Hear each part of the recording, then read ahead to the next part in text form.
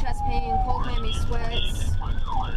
Rescue 3 on Gulf. You are clear, right? It's only the second call of their shift. Brandon, here comes your cardiac arrest, buddy. It's a life or death situation.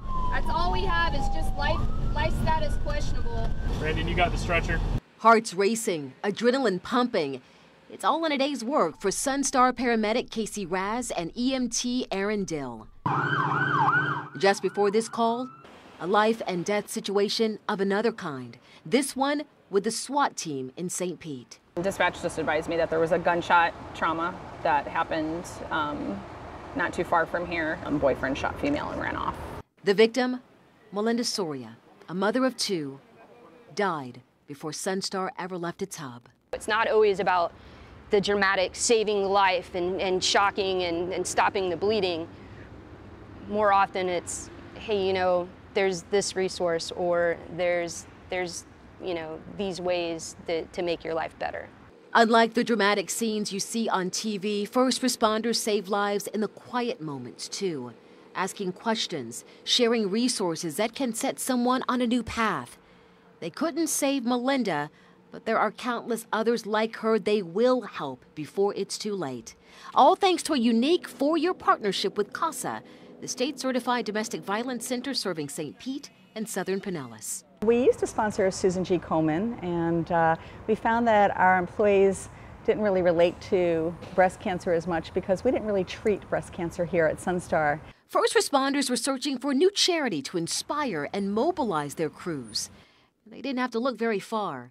Around 3 a.m. on January 24th, 2012, the cause found them. It came in the form of a call. The emergency? A woman stabbed 32 times. The culprit?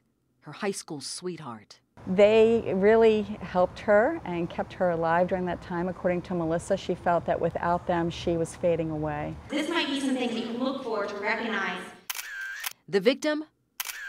Melissa Dome, now the Bay Area's most vocal domestic violence survivor turned advocate. This whole partnership came about because of our relationship with Melissa Dome. Paramedics did more than help save her the morning of the attack. They followed her recovery for months and then years. Born out of tragedy, this partnership now saving lives.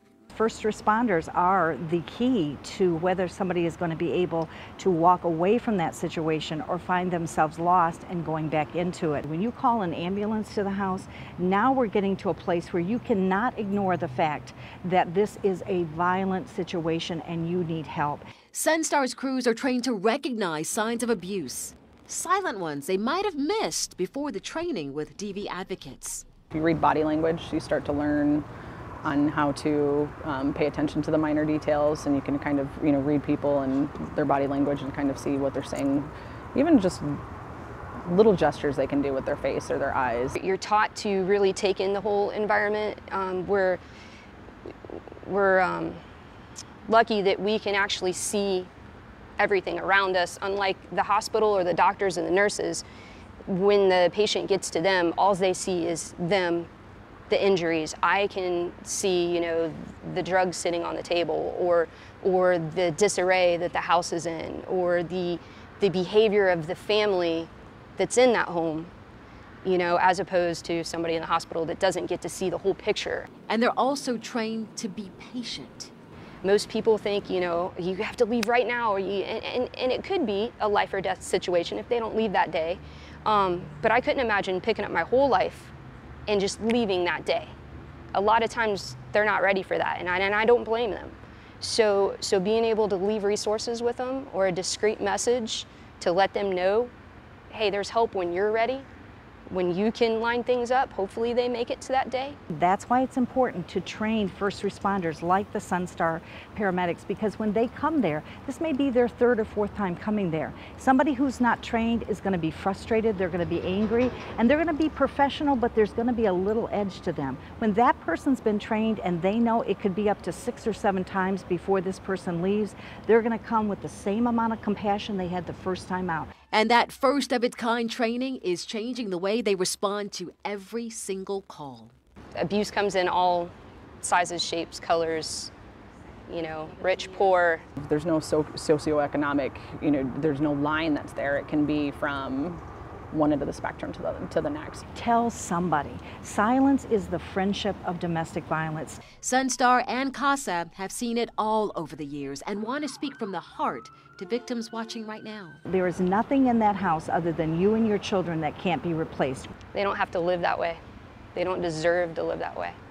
That there's help out there, that there's ways to change their life, and that they can be happy. Wish it wasn't so hard for them to make that first step. It's probably scary. Sunstar 333-333, respond to. And with that, they're off on another mission to help before it's too late.